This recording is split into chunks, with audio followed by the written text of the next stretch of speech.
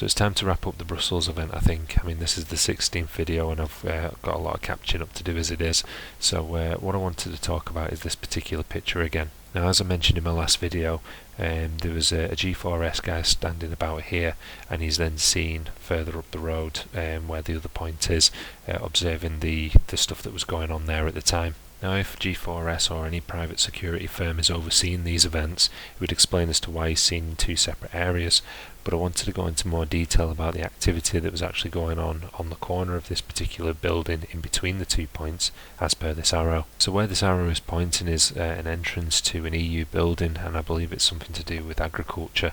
It's also got pictures of farmyard animals on the outside, so I'm pretty sure that's what it is. But what makes this important is that there's a lot of activity going on here, and I believe it's because of the fact that there are two separate points. It's effectively the middle distance between one entrance of the train station and another.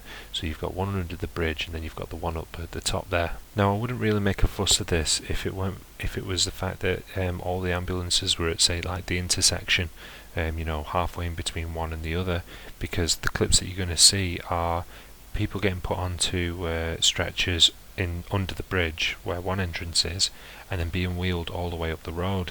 But rather than being wheeled all the way up the road to where ambulances should be, they're actually being brought into the building. Now, because we've seen things like Westminster where rather than take them into the hospital, they're going into the Marriott Hotel, you got a similar sort of theme going on here. And because the way the news has manipulated the footage, I've had to rejig everything so that it actually goes in the correct order. So what you're going to see is a stretcher coming out of the building, going down the street, then coming to the under the bridge, loading somebody on and being wheeled back up the street and back towards the building again. So here's two stretchers that are heading towards the actual bridge itself. Notice that on the first stretcher there's a big patch of blood, which really wouldn't be used if this is a fresh stretcher going to a victim that they're going to be picking up. But notice how the cloth is only draped over one side of the actual stretcher itself. So you can see that stretcher with the blood just there, and obviously it's the cloth that's only draped over one side.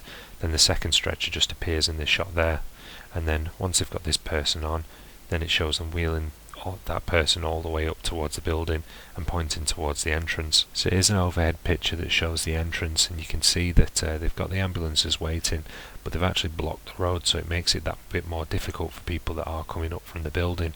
I mean, it still begs a question as to why they wouldn't just drive down to the victims and bring them back, but we've already covered this topic before. The reason why they do it is so that the cameras can see the bodies. But it's not as if the people on the stretchers are being taken directly into the ambulances. They're actually being taken inside the building, as per this footage.